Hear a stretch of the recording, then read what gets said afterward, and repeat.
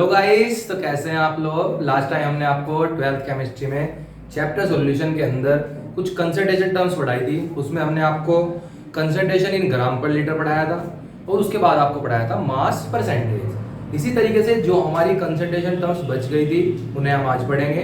ठीक है, तो देखिए आपका जो मास परसेंटेज से नेक्स्ट टॉपिक है वो आपका क्या है गाइस। मास परसेंटेज से अगला टॉपिक है आपका वॉल्यूम परसेंटेज। वॉल्यूम परसेंटेज, वहां पे मास था, यहाँ पे क्या है वॉल्यूम है। ठीक है, तो what is the volume percentage. Volume percentage it is equal to the volume of any component present in 100 ml of the solution. यानी कि 100 ml सॉल्यूशन के अंदर किसी भी कंपोनेंट के जितने ml डिसॉल्व होते हैं वो उसकी क्या होती है, वॉल्यूम परसेंटेज होती है। तो जैसे मास परसेंटेज के लिए हमने फॉर्मूला पढ़ा था, उसी तरीके से वॉल्यूम परसेंटेज का फॉर्मूला होता है V अपॉन V। वहां पे क्या था, मास अपॉन मास, यहाँ पे क्या है volume upon volume is equal to the volume of component. कोई कंपोनेंट मान लीजिए हमारे पास A है, तो कंपोनेंट A का वॉल्यूम ऊपर और अपॉन में आपका टोटल वॉल्यूम ऑफ सॉल्यूशन, और परसेंटेज के लिए आप क्या करोगे, मल्टीप्लाई 100 से। ठीक है, तो ये आपका फॉर्मूला हुआ volume of component A upon में total volume of solution into में 100। ठीक है, तो इसका मतलब आप क्या समझेंगे, देखो यार, अगर किसी बोतल के ऊपर लेवल लग रहा है कि 10% एथेनॉल, V अपॉन V लिख रहा है आप इन वाटर, तो 10% एथेनॉल इन वाटर से आप क्या समझते हैं, what do you mean 10% V upon V ethanol in water. तो मैंने आपको कल ही बताया था मास परसेंटेज में भी। ठीक है, 10% का मतलब है 10 अपॉन 100। जो ये भी क्या में है बेटा, वॉल्यूम V है ना, तो ml, ये भी किस चीज में है ml। ऊपर वाला वॉल्यूम मैंने बताया था किसका होगा, सोल्यूट का, यानी कि एथेनॉल। ठीक है, टोटल वॉल्यूम नीचे जो होगा सॉल्यूशन, जो 100 होगा वो किसका होगा वॉल्यूम, हमेशा सॉल्यूशन का। ऊपर वाली चीज जो भी कंपोनेंट दे रखा है उसका वॉल्यूम होगा, और अपॉन में हमेशा किसका वॉल्यूम होगा, सॉल्यूशन का। तो इसका मतलब क्या समझे कि टोटल सॉल्यूशन का जो वॉल्यूम है वो 100 ml है, उसके अंदर एथेनॉल कितना है, 10 ml है। तो इसका मतलब 100 ml सॉल्यूशन के अंदर 10 ml एथेनॉल डिसॉल्व है। अगर मान लीजिए जो हमारे पास वो बोतल थी वो कितने ml की है, 700 ml की है। कितने ml की है, 700 की। तो 100 ml में तो एथेनॉल कितना है, 10 ml। तो 700 में कितना हो जाएगा गाइस, 70 ml। कितना हो जाएगा, 70 ml, क्योंकि 100 का 7 गुना क्या है, 7 टाइम क्या है आपका 700 ml। तो 10 का भी कितना मल्टीप्लाई कर दो 7 से, तो कितना हो गया 70 है। ठीक है, तो 70 ml एथेनॉल आपके 700 ml बोतल में होगा। ठीक है, ये तुमने देखा होगा कुछ होम्योपैथिक की जो दवाई आती है आपकी होम्योपैथिक वाली, उसमें सब में लगभग एथेनॉल होता है, क्योंकि एथेनॉल एक उसके अंदर एक प्रिजर्वेटिव का काम करता है। ठीक है, तो उसके अंदर लिखी रहती है, आप कुछ भी मान लीजिए कि 1.5% एथेनॉल, ठीक है, लिखा हुआ है। ठीक, और आपकी जो बोतल है मान लीजिए 200 ml की है। ठीक, तो इसका मतलब क्या होगा, 1.5% का मतलब कि 1.5 ml जो है वो आपका कितने ml में है, 100 ml। 200 में कितना हो जाएगा, 2 टाइम कर दो इसका, यानी कि 3 ml। यानी कि 200 ml की बोतल के अंदर आपका 3 ml क्या बोला हुआ है, एथेनॉल।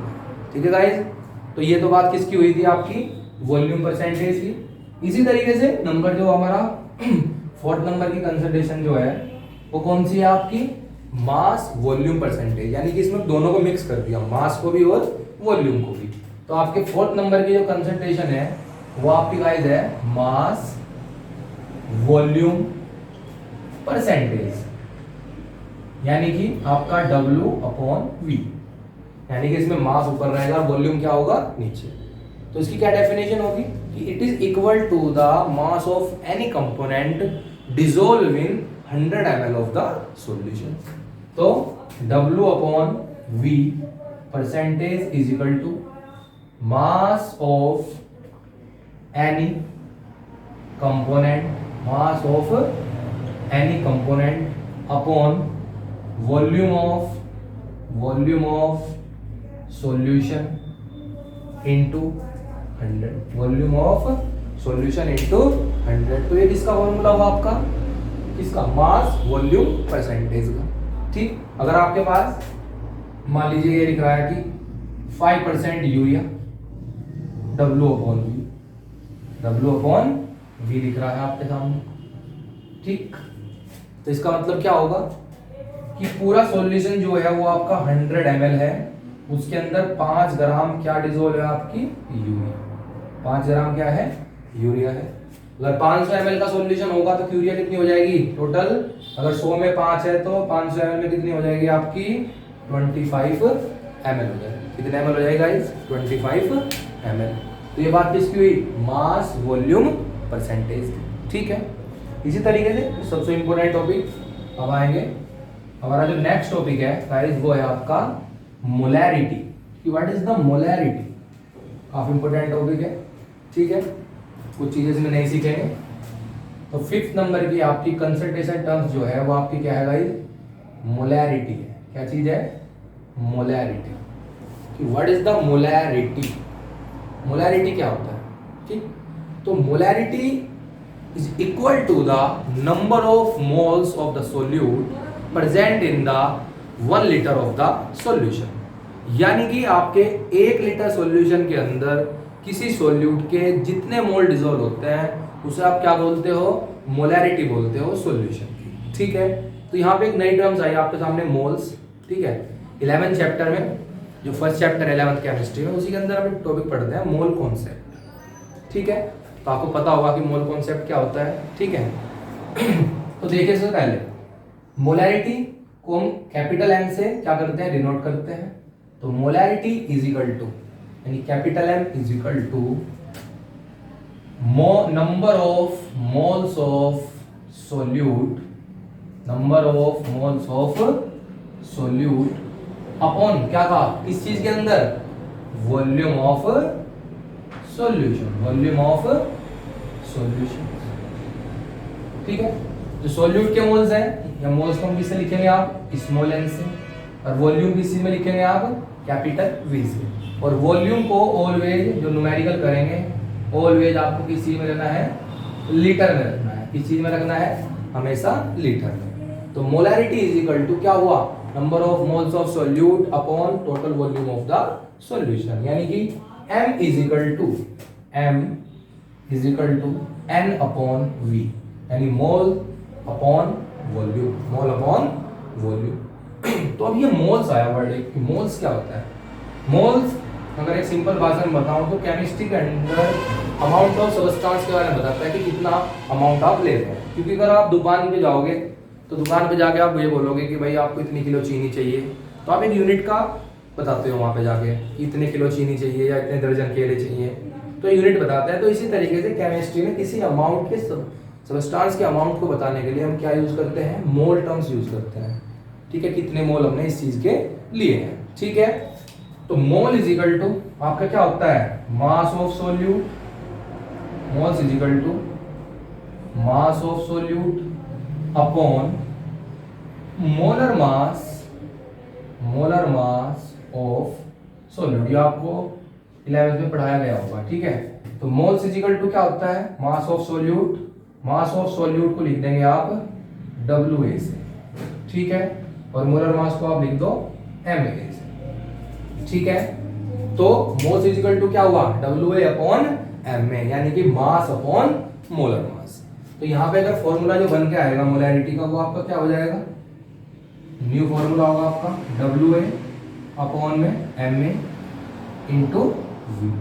तो ये आपका मोलैरिटी का फॉर्मूला हो गया। ठीक है गाइस, तो ये आपका मोलैरिटी का फॉर्मूला है। ठीक है, मोलैरिटी आपको पता ही लग गई कि 1 लीटर सॉल्यूशन के अंदर आपके कितने मोल्स ऑफ सोल्यूट डिसॉल्व है। ठीक है, अब अगर आपके सामने ये आ गया कि what do you mean 1 molar solution या 1 molar NaOH solution, what do you mean 1 molar NaOH solution, तो आप क्या कहोगे अगर आपके सामने आपसे पूछे कि बताओ 1 मोलर NaOH एक्वस सॉल्यूशन का या कुछ भी क्या मतलब है? तो भैया ये बोल देंगे कि 1 मोलर का मतलब क्या है? 1 मोलर का मतलब है अगर किसी सॉल्यूशन की, आपने फॉर्मूला क्या पढ़ा मोलैरिटी का, m बराबर n/v। अगर आपकी मोलैरिटी कितनी आ गई क्वेश्चन में, आपकी मोलैरिटी 1 आ गई, 1 मोलर का मतलब मोलैरिटी 1 है, n इजिकल टू कितने लीटर में निकालते हैं मोलैरिटी 1 में, तो इसका मतलब क्या हुआ n बराबर 1।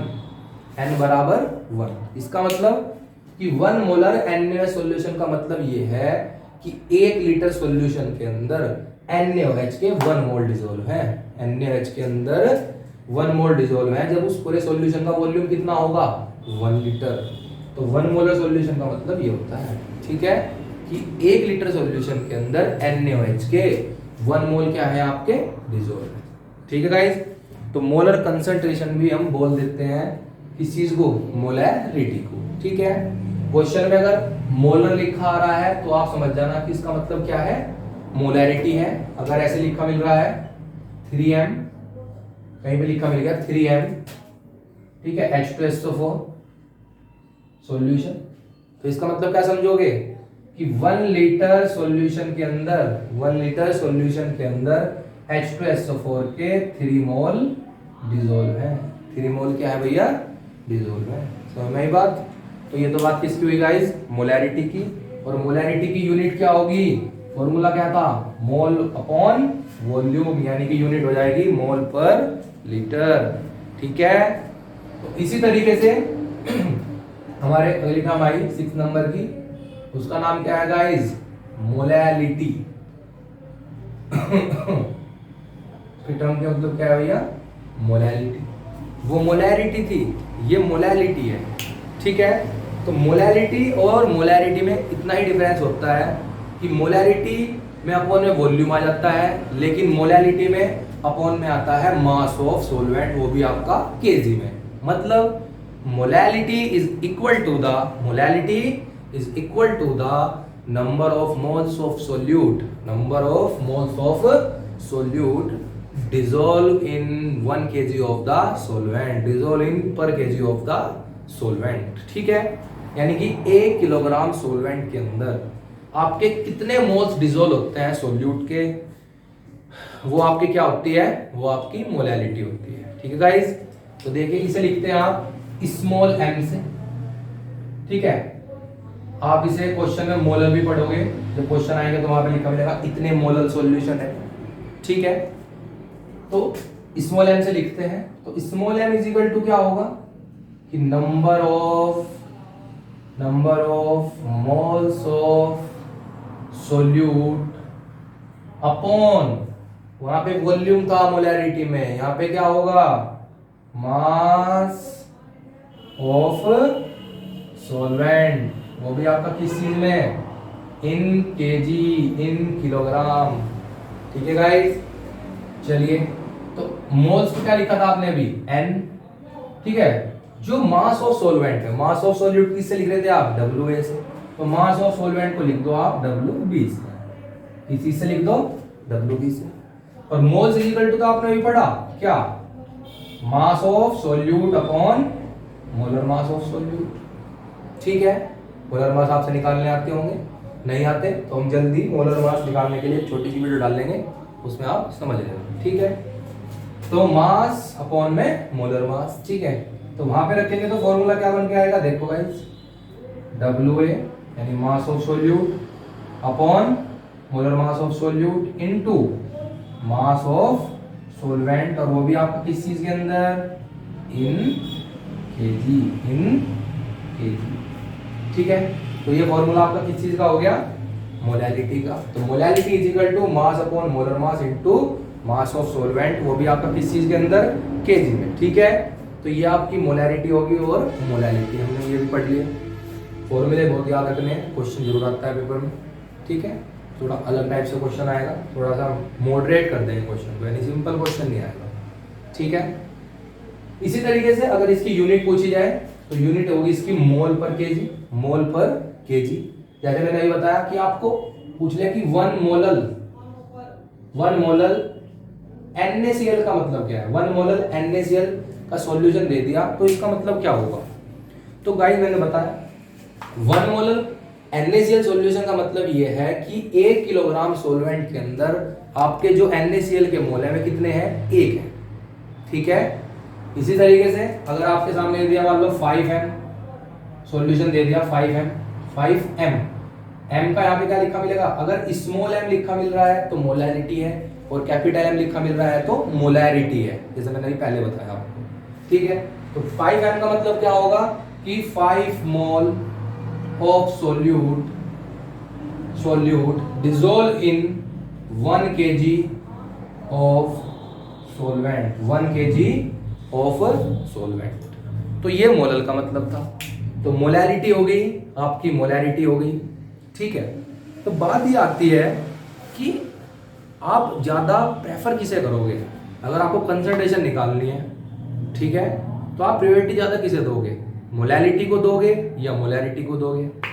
ठीक है, वैसे तो अपने जगह दोनों ही सही है, दोनों की अलग अलग एडवांटेज है, लेकिन अगर कहीं पे हम देख रहे हैं कि टेम्परेचर में लगातार चेंज आ रहा है, कभी घट रहा है कभी बढ़ रहा है, तो आप ये देखोगे कि आपने मोलैरिटी में फॉर्मूला पढ़ा, क्या मोलैरिटी क्या होती है, मोल पर लीटर, तो वहां पे वॉल्यूम आया। लेकिन मोलैरिटी में आपने क्या देखा, मोलैरिटी क्या होती है, मोल पर केजी। तो आपने पढ़ा होगा कि वॉल्यूम जो होता है वो टेम्परेचर डिपेंडेंट है। ठीक है, और मास जो है टेम्परेचर डिपेंडेंट नहीं है। वॉल्यूम टेम्परेचर डिपेंडेंट होने की वजह से टेम्परेचर अगर चेंज करते हैं तो वॉल्यूम में भी चेंज आ जाएगा, और वॉल्यूम चेंज करेंगे तो आपकी मोलैरिटी भी क्या हो जाएगी, चेंज हो जाएगी। ठीक है, तो जहां पर आपको दिख रहा है कि कंसंट्रेशन निकाल रहे हैं और टेम्परेचर में लगातार चेंज मिल सकता है, तो वहां पे आप मोलैरिटी यूज नहीं करने के, वहां पे क्या यूज करोगे, मोलैरिटी यूज करोगे। ठीक है, क्योंकि मोलैरिटी जो है एक टेम्परेचर इंडिपेंडेंट ही है।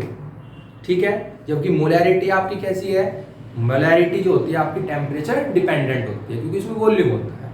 तो जहां पे भी अगर आपको लग रहा है कंसंट्रेशन निकालनी है और टेम्परेचर लगातार चेंज हो सकता है, तो वहां पे क्या करना है, आपको मोलैरिटी यूज करनी है, मोलैरिटी यूज नहीं करनी। ठीक है गाइस, तो इसी तरीके से नेक्स्ट वीडियो में हम आपके सामने इसके न्यूमेरिकल्स लेके आएंगे। ठीक है, जितने भी हमने पढ़ा यहाँ पे मोलैरिटी के न्यूमेरिकल्स। ठीक है, और साथ साथ आपको मोलर मास की भी एक यूनिट, एक वीडियो जो है वो आपको हम देखने मिल जाएगी जल्दी ही। ठीक है, अगर आपको ये वीडियो अच्छी लगी है तो प्लीज़ लाइक कर दें, चैनल को सब्सक्राइब करें, शेयर करें। ठीक है, थैंक यू। ठीक है गाइज।